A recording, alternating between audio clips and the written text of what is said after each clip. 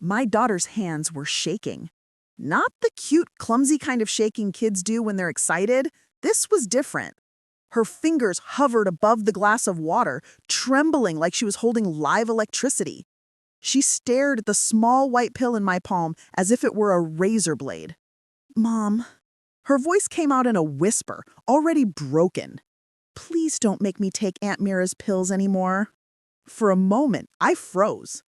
The kitchen light hummed above us, the clock ticked too loudly, her eyes were glossy, pleading, and for the first time in months, I really looked at her. Not as the anxious mother Mira said I was, not as the overreacting younger sister, just as a mother, staring at her child. Guilt burned through my chest like acid. Because it was true. I had been making her take those pills every night, every morning. I'd trusted my sister so blindly that I'd never questioned it. I'd repeated the same line every time my daughter cried, every time she resisted. These are good for you, baby. Your aunt knows like she's doing. Just trust us. Now my daughter stared at me like I was the one hurting her. I don't like how they make me feel, she whispered. Please, Mom, please. My fingers tightened around the pill bottle. Somewhere deep inside me, a crack formed. But instead of listening to that crack, I did what I always do when I'm scared. I swallowed the guilt and said, "We'll talk later. Just take today's pill, okay?" She looked at me like I had betrayed her, like I'd picked my sister over her. She swallowed it with a wince, then walked away, shoulders slumped, as if I had added another brick to the weight already pressing her down. The humiliation came later that evening, wrapped in soft laughter and fake family warmth. We were at my uncle's house for a family dinner. Everyone was there. The cousins, the elders, the kids running around. The dining table was noisy, with clinking plates and overlapping conversations. And then, like always, Mira found a way to make the night about her. She sat at the head of the table, one leg crossed, her lipstick perfect, her voice cutting through the noise. She held up the pill bottle like it was some award she just won for saving the world. Honestly, she laughed, if I didn't step in, my sister would have turned into one of those paranoid mothers who Google everything. Is sugar dangerous? Is water dangerous? Is air dangerous? The table chuckled. Some smiled politely, some laughed out of habit. I felt my face grow hot. Mira shook the bottle lightly so the pills rattled. Thankfully, she has me. I swear, she can't even handle her own child's health without panicking. I felt myself shrinking in my chair, pushing food around my plate just to have something to do with my hands. My throat tightened. My daughter sat beside me, staring at her food. When the pills were mentioned, her jaw clenched, and I saw a flicker of fear cross her face. But everyone was watching Mira, not her. Mira leaned over and grabbed my daughter's chin with mock affection. You'll thank me when you grow up, sweetheart. While other kids are weak and sick all the time, you'll be strong because your aunt knows what she's doing. My daughter's eyes darted to mine, silently begging. I opened my mouth to say something, anything, but Mira wasn't done. She continued, turning back to the table with a smirk. You know, people forget I basically raised her. She jerked her chin toward me. If I didn't hold her together, she would have fallen apart years ago. Isn't that right? The relatives laughed again, a bit awkwardly this time. I wanted to disappear. She'd be a wreck without my medical knowledge, Mira declared, tapping the bottle like it was proof of her expertise. She wasn't a doctor. She didn't even have a real medical degree, just some online holistic health certification she waved around like a PhD. But no one corrected her. I felt the sting of humiliation rise in my chest, not just because of her words, but because I'd let it get to this point. I had allowed her to be the authority over my child's body, over my parenting, over my life. Later, when everyone scattered into small groups, I pulled her into the hallway. Stop talking about me like that in front of everyone, and stop making her the center of your experiments. I hissed quietly. Mira raised her eyebrow, then smiled, the kind of smile that didn't reach her eyes. Oh, don't start with your drama, she sighed. You owe me everything, remember? I didn't leave you in some foster home when our parents died. I put my dreams aside for you. And now you're accusing me of caring too much? She stepped closer, her perfume suffocating. If you start spreading paranoia, she whispered, don't forget I know every detail of your little breakdown. I can tell everyone. Imagine how they'll look at you then. Unstable mother can't be trusted with her own child. You want that? Fear slid down my spine like ice. She patted my cheek as if we'd just had a sweet sisterly talk, then walked back to the others with her pill bottle in hand. When we got home, she pressed a new bottle into my palm at the door. New formula, she said.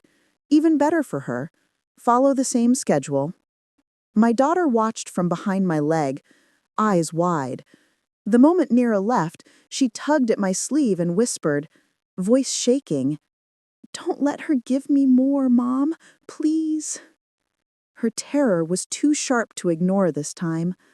That night, when I stood by her bed with the pill and the glass of water, she clamped her mouth shut and shook her head violently. "No," she cried, tears spilling. "I hate how it makes me feel. I hate it. Please, don't make me, Mom. Don't make me. Please." Her desperation shattered something in me. I set the pill down. My heart was pounding. If the pills were harmless, why was she so desperate? Why did she look more afraid of that tiny tablet than of my anger? A strange dread rose inside me. A voice I had buried a long time ago finally spoke up. What if Mira is wrong? Worse, what if she's lying? My hands shook as I picked up the bottle and turned it over. No proper label, no doctor's name, no dosage instructions. Just Mira's neat handwriting on a blank white sticker. That night, for the first time, I didn't force my daughter to swallow the pill. Instead, once she fell asleep, I sat alone in the dim kitchen, staring at the bottle under the yellow light. My phone buzzed repeatedly. Mira's messages, "Start the new bottle tonight. Don't skip doses. Don't mess up her schedule." Then, as I stayed silent, the texts turned sharper. "What are you doing? Pick up your phone. Don't be stupid." I put the phone face down.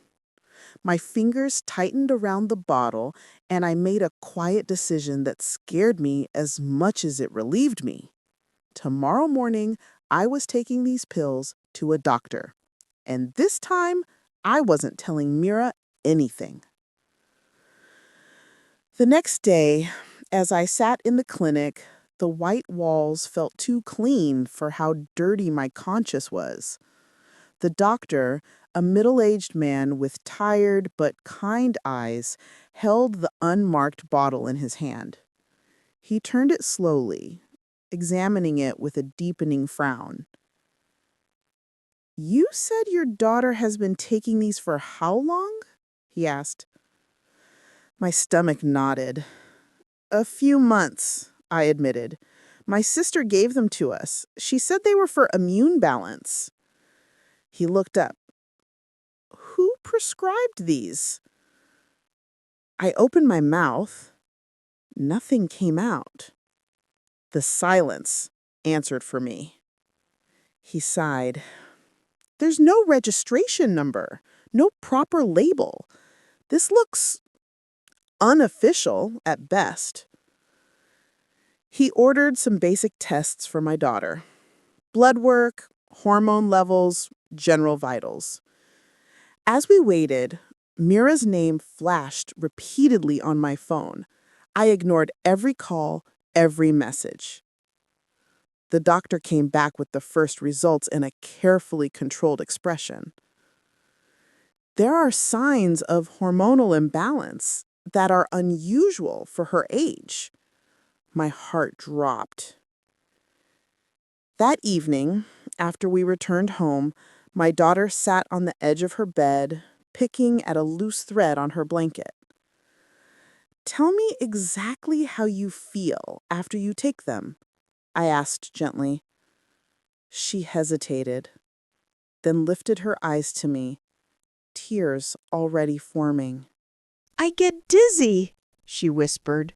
"My heart goes really fast, and sometimes I feel like I'm not really in my body, like I'm floating." Her voice cracked. "I have bad dreams, and when I tell Aunt Mira, she says it's just my body adjusting." Every word cut into me. I thought of all the times I dismissed her complaints because Mira told me it was normal. I thought of the nights I forced that pill between her lips while she cried. I'd chosen my sister over my child. Later that night, the doctor called me back. "Can you come in tomorrow?" he asked. "Without your sister. It's important." His tone made my skin crawl. As if on cue, a knock sounded on my front door at almost the same moment. I peeked through the peephole and felt my chest tighten. Mira. She stood on the porch with her usual polished smile, holding a bag in one hand. I opened the door only halfway. "There you are," she said brightly, brushing past me like she owned the house. "I've been trying to reach you all day." I stepped in front of her, blocking her from going further in. She frowned, then forced another smile. "Relax. I'm here to take my niece for the weekend. She needs an energy reset. Too much school stress, too much screen time. You're letting her stay up late again, aren't you?" My throat went dry. The old fear surfaced. Memories of her slamming doors, her voice telling me I was useless, the way she could twist reality until I questioned my own memory. But this time, my hand touched the edge of the door, and instead of moving aside, I tightened my grip. "She's not going with you," I said quietly. Her smile dropped like a mask slipping. "What?" "She's not taking any more pills," I added, "and she's not going with you." For a second, Mary just stared at me as if I'd started speaking a language she didn't recognize. "You're making a very big mistake," she said finally, her voice low and sharp. "You have no idea what you're doing." Behind me, I felt my daughter's tiny fingers clutch the back of my shirt. She was trembling again. Mira's eyes flicked to her, then back to me, now colder, angrier. "Don't forget who fixed you when you fell apart," she hissed. "You really want to turn this into a war?" I swallowed, but I didn't move. "Go home, Mira," I said. The door clicked shut between us. Through the wood, I could almost feel her glare, like heat. After she left, my daughter and I sat on the couch. The TV was on, but neither of us was watching. "There's something else," she whispered suddenly, eyes glued to her hands. "Sometimes Aunt Mira made me take the pills in the bathroom, without you." My stomach churned. "What do you mean, without you?" "She'd say, 'Your mom is too soft. She'll mess up the dose. I know what's best.' And she wouldn't let me leave until I swallowed them." My fists clenched. I thought back to the missing pills, the bottles that emptied faster than they should have. I'd assumed I'd miscounted, or that I was forgetful. But Mira had keys to my cabinets, to my lockbox, to almost everything. The doctor scheduled more detailed tests for the next day. He mentioned, carefully, that something in the pills might be affecting her endocrine system. Mira's messages turned nastier. Answer me. What are you hiding? You're overreacting like always. Don't make me handle this my way. Her rage followed me like a shadow. But for the first time in years, I didn't bend under it. The call that changed everything came at dawn. My phone buzzed on the nightstand, and I answered with a sleepy, "Hello?" It was the doctor. He didn't sound sleepy at all. "You need to come in immediately," he said, "without your sister." My pulse quickened. "Is something wrong? Is it the tests?" "Yes," he said. "We have the lab reports on the pills. It's important." At the clinic, he didn't waste time. He placed a printed report on the desk between us and tapped the section with his pen. "These pills contain synthetic hormone disruptors," he said, each word measured. "Some of these compounds are not approved for use in minors at all. Some aren't approved for use anywhere." The word swam in front of my eyes. "Synthetic what?" I asked, my voice thin. "Substances that interfere with normal hormonal development," he explained. "They can affect growth, mood, reproductive systems. Some of the symptoms your daughter is showing, nightmares, palpitations, emotional swings, are consistent with exposure. Long-term use could lead to developmental problems." I felt my insides turn to ice. "How long has she been taking them?" he asked quietly. I stared down at my hands. "Months," I whispered. Since my sister started bringing them." Silence sat between us like a weight. He exhaled slowly. "If you had continued much longer, some of the damage could have been irreversible." The room tilted. My throat closed up as images flashed in my mind. Mira's confident smile, my daughter's pleading eyes, the way I'd forced those pills down anyway.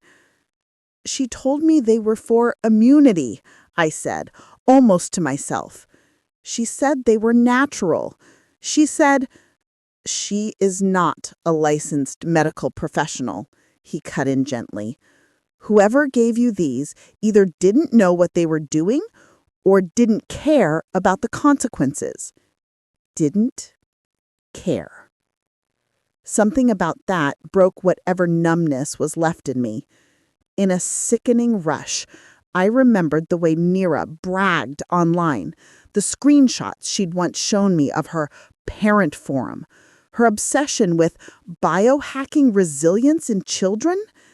I'd laughed it off as eccentricity, the way she always took things too far.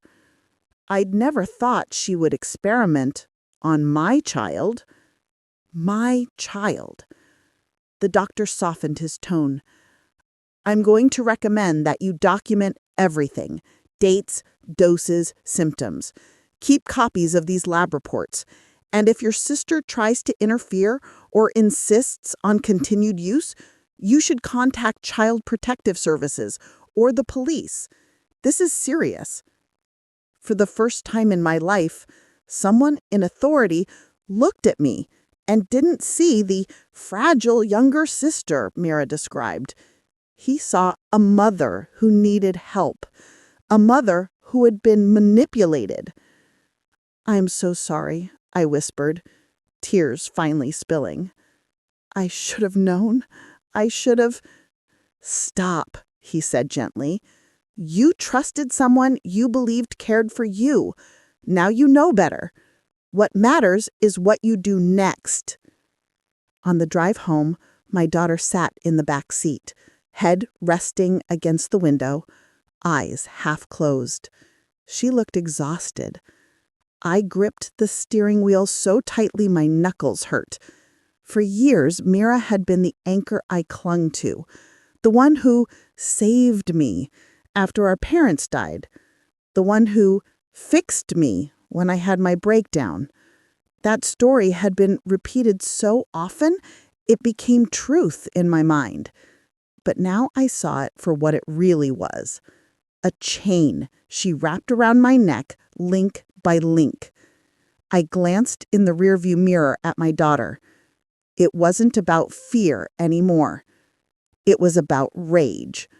A mother's rage. She fell asleep before we reached home, her soft breathing filling the car. I looked at her in the mirror and made a silent promise. You will never touch anything from Mira again. And then, more quietly to myself, I will expose her. I don't care what she knows about my past. I don't care how much noise she makes. This ends now. The first step of my revenge was not dramatic. It was paperwork. I went to the police station with the pill bottle, the lab results, and the doctor's notes. My hands were trembling, but my voice, for once, was steady. I want to file a report, I said. My sister has been giving my minor daughter unlicensed medication. We have lab proof that it's dangerous. The officer listened, took notes, asked questions. Then I met with a child protection officer, who listened with a quiet seriousness that made me both ashamed and relieved. You're doing the right thing, she said. We'll open an investigation into your sister's activities. Does she give these to any other children? I thought of the relatives who bragged about Aunt Mira's immunity magic, the mothers who took her advice without question. My stomach twisted. I don't know, I said, but I wouldn't be surprised. She nodded. Then this isn't just about your daughter. This could be much bigger. The next step, however, was dramatic, and I made sure it would be public. A week later, our family gathered again at my uncle's house. Another dinner, another evening Mira expected to dominate. She walked in like a queen, heels clicking, dress perfectly pressed, smile perfectly rehearsed. When her eyes met mine, there was a flicker of annoyance, but also confidence. She thought she still owned my fear. I waited.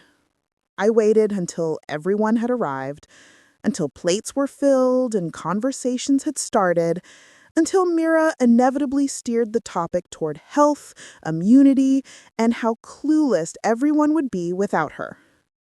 Then, calmly, I stood up. Can I say something? I asked, my voice cutting through the noise. Heads turned, forks paused midair. Mira smirked, leaning back in her chair. Oh, our shy little sister wants to speak, she said lightly. Go on then. We're listening. I pulled a thin folder from my bag and set it on the table. The sound of it hitting the wood wasn't loud, but in that moment, it felt thunderous. These are lab reports on the pills you've been giving my daughter. Her eyes narrowed. I opened the file and slid a few pages toward the relatives nearest to us. They're not immunity boosters. They're synthetic hormone disruptors that are not approved for children. Some aren't even approved at all. Gasps rippled around the table. One of my cousins picked up a page and read aloud the name of a compound. Another pointed at a highlighted section. It says here, potential developmental damage. What is this, Mira? Her confident expression flickered. Oh, please, she scoffed, waving a hand. They're exaggerating. Labs always do that to scare people. This is just Western medicine protecting their profits. My formula is based on natural principles. This report, I tapped the page, came from a certified medical lab and a licensed doctor. The same doctor who's now treating the damage those pills have started in my daughter's body. I stepped aside slightly. Behind me stood the child protection officer, plain-clothed, but official, watching. Her eyes flashed. These tests are fake, she snapped, recovering some of her swagger. You've always been unstable. Everyone knows that. You're just having another episode and dragging my name into it. The officer stepped forward, sliding their badge briefly into view. The tests are not fake, Ms. Mira, and there's an open investigation into your use and distribution of unlicensed substances. The room fell silent. Mira's face went pale, then red. You brought the government into our family matters? She screamed at me. After everything I've done for you? I sacrificed my life for you. Her voice rose, hysterical now. I raised you when our parents died.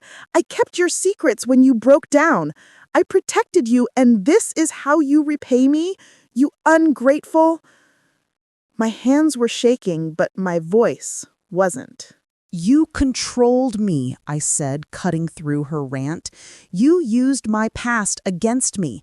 You hurt my daughter. And it ends today. A few relatives stepped away from her. I could see phones being lifted subtly, cameras recording. Mira's gaze darted around, realizing, maybe for the first time, that she was no longer the one setting the story, no longer the hero of her own narrative. People weren't nodding along this time. They were staring, judging, questioning. The officers she hadn't noticed before entered with a warrant.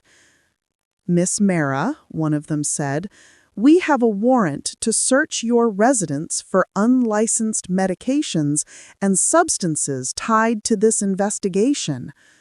What? She spat. You can't just... They could, and they did. Later, I learned what they found. Shelves lined with unlabeled pill bottles, mixers, powders, and unmarked bags, handwritten formulas and notes about dosages, especially advanced protocols for children. Her private illegal lab. In front of the family, in front of the people she'd impressed and manipulated for years, they put her in handcuffs. She thrashed, eyes wild. You did this, she shrieked at me as they pulled her toward the door. You traitor! You would be nothing without me. I watched her go with a strange, overwhelming calm. For decades, I had believed that sentence, that I would be nothing without her. At that moment, looking at my daughter beside me, gripping my hand so tightly her knuckles were white, I realized how wrong that had always been. I wasn't nothing. I was a mother. And for the first time, I had chosen correctly. The legal case grew quickly. Distribution of unlicensed substances, endangerment of a minor, and fraud. Her online holistic platform, the one she bragged about, became a pipeline of evidence. For once, the narrative was no longer hers. It was mine. Weeks turned into a slow, painful kind of healing. My daughter started real treatment with proper doctors, blood work, monitoring, gentle adjustments. They focused on undoing the imbalance as much as possible. Most of this should reverse with time, he said. She's young. The body can be resilient when given a chance. Every time he said it, I exhaled a little easier. The nightmares became less frequent. The dizziness faded. The frantic pounding of her heart, the episodes where she felt like she was floating, slowly disappeared. One morning, she ran down the hallway, laughing at something on TV, and I hadn't seen that pure, unweighted joy in months. She didn't flinch when she saw a pill bottle anymore, not because she was numb to it, but because she knew those bottles now belonged to a different world, one where doctors, not my sister, made the decisions. I attended every single court hearing. Every time, I sat in the second row, back straight, chin slightly raised. I watched Mara enter in chains, her hair less perfect, her clothes less expensive, her confidence cracking more and more. Sometimes she tried to catch my eye. I didn't look away. I didn't crumble. Relatives who once parroted her words now came up to me during breaks. We didn't know, one aunt said, her eyes watery. We thought she was helping you, helping all of us. I didn't see it either, until it nearly destroyed my daughter. Some apologized, some avoided me out of guilt, but the power dynamic had shifted. They no longer treated Mara's version of reality as law. Back home, I moved through the house like I was reclaiming territory. I took out the small key ring I kept in the drawer, Mara's duplicate keys to my house, my cabinets, my lockbox.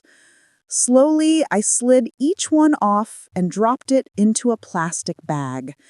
Then, I changed every lock.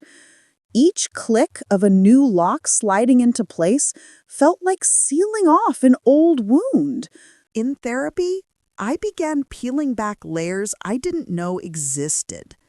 My therapist helped me see how Mira had weaponized my breakdown, my grief, my fear of abandonment.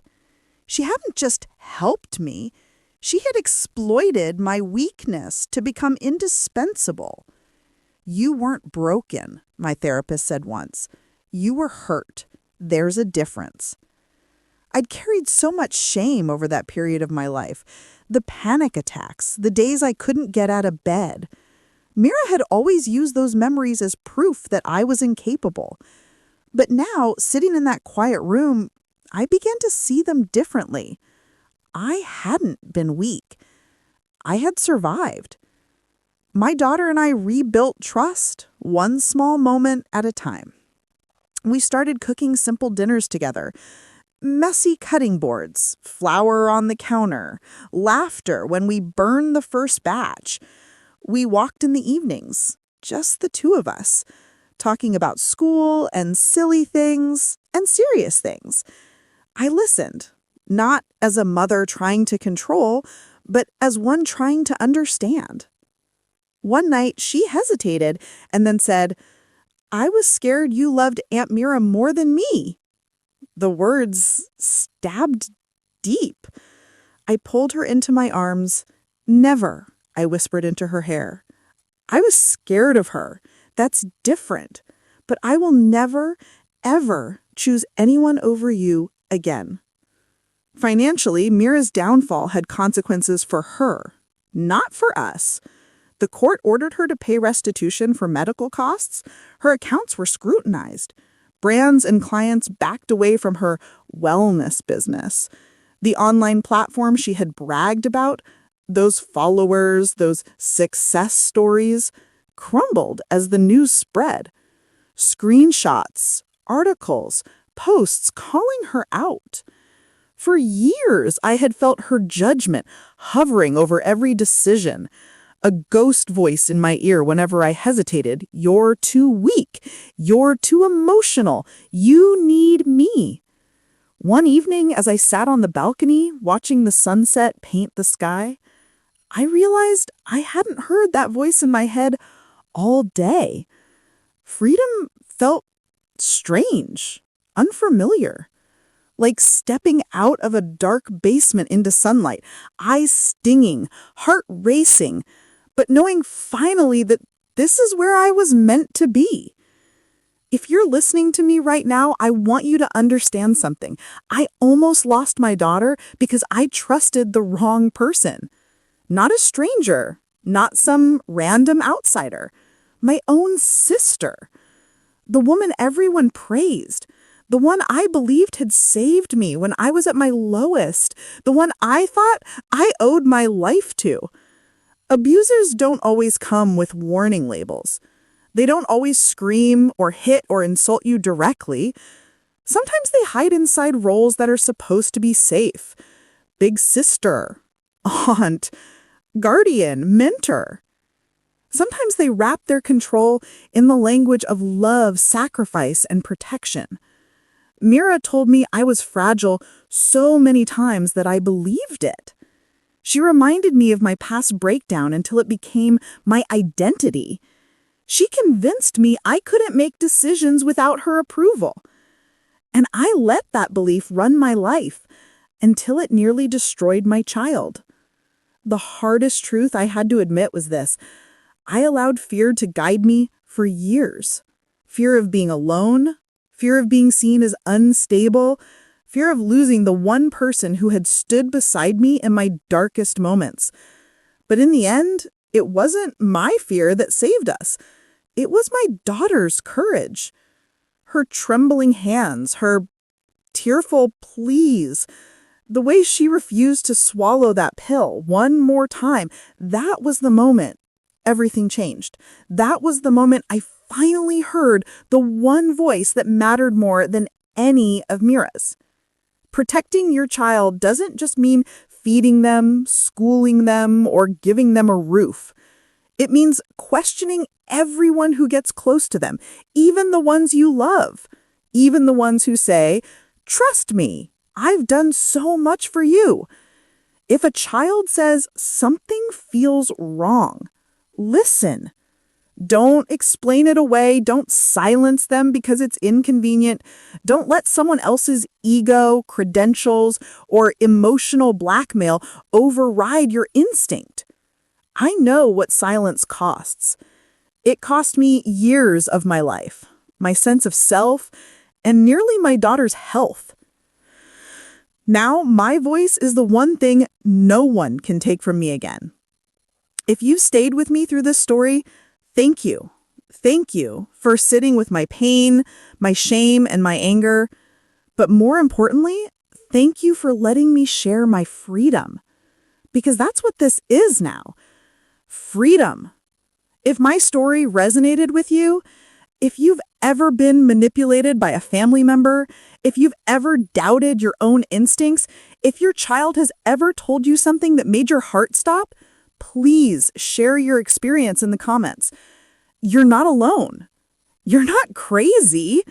You're not ungrateful for questioning someone who helped you. You are allowed to protect yourself. You are allowed to protect your children. And if my journey reminded you to trust your instincts, then this pain is at least worth something. If you want to hear more real stories like this, stories about hidden control, shocking reveals, and justice that doesn't always come easy but does come, don't forget to like this video, subscribe, and stay with me. Because sometimes the people we trust most are the ones we need to escape.